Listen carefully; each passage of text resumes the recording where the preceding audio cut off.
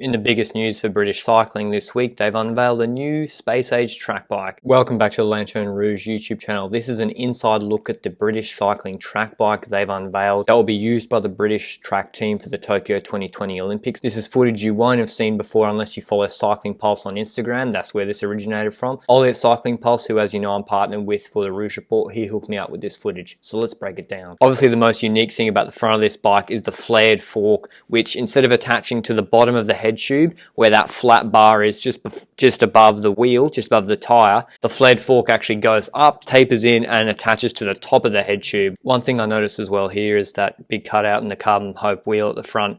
I'm not sure if that's for the storing testosterone patches or not. Obviously this necessitates a proprietary handlebar setup, so proprietary handlebars, pretty normal head tube otherwise in terms of shaping, and then the fork really flares out. And this one thing I noticed as well, where the fork, at the end of the fork where it tapers in, there's actually this excess material at the back of the fork where it attaches to, I'm not sure if that's a wheel axle or the axle or not, but where it attaches to the wheel, there's that excess material. And if you look at the fork back on my BMC, if you look at your normal road bike fork, they taper right in and they're actually quite thin at the bottom. Maybe that's standard on track bikes. I'm no specialist for track bikes, but I noticed that as well. That was interesting.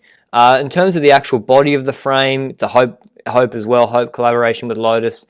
Didn't see anything too exciting, especially the bottom bracket. Read the crankset, this looks like a two-piece crankset, so obviously you have the actual chain rings and then the crank arms will probably have to be, interchangeable for each rider, so it's not a complete one-piece crankset, I don't think, judging from the 5 or 6 bolts there to attach that to the chain rings. If you've seen this bike already or after this video, comment down below what you think about the design, why you think certain design choices have been made. It's a pretty interesting design, that's for sure. So nothing too unusual at the bottom bracket area, that looks pretty standard, but then getting to the second weirdest part, or the joint weirdest part about this bike, is the flared seat stays, which is similar to how the fork is super strange and unusual and out there. The seat stays are really different. So again, if you look at my bike in the background, most seat stays on time trial bikes, which are the diagonal ones going that direction, they normally attach below the top tube to the seat tube, so they'll attach the seat tube below the top tube on the bike, whereas you see here they attach above the top tube. Similar to how the forks at the front, they flare out and they attach at the top of the head tube.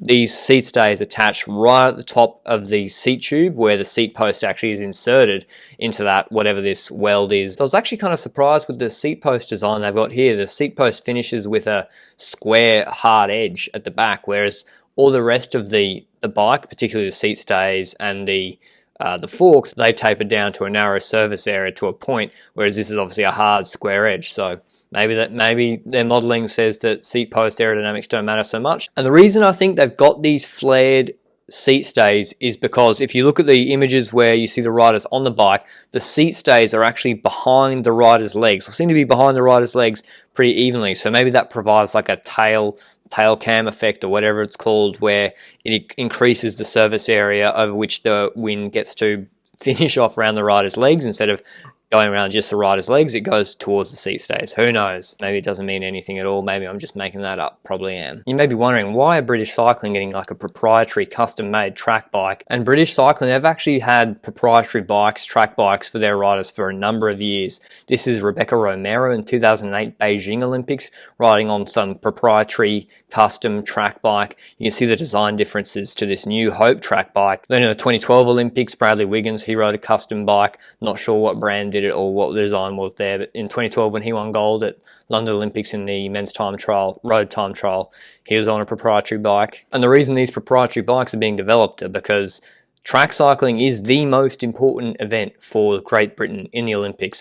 2008, 8 gold medals. 2012, 8 gold medals. 2016, 6 gold medals, I think, on the track. So their gold medals formed about between 20 to 25% of Great Britain's overall gold medals for the last 3 Olympics have been on the track. So because of that, a lot of money gets poured into track cycling by organisations, government organisations in Great Britain. They got a big budget. They got a secret squirrel crew apparently in the Manchester Velodrome that are always looking for new age ways to increase performance gains. Other than that, hope you enjoyed this quick breakdown. If you want to see my rantings and ravings, check me out on Instagram, the Lanterne Rouge. I post there pretty much stories daily, probably multiple stories. And that's probably the best place to interact with me if you want to reach out via DM to chat about cycling or hit me up with any video ideas. Anyway, like the video, subscribe if you haven't already, and I'll see you later. Ciao.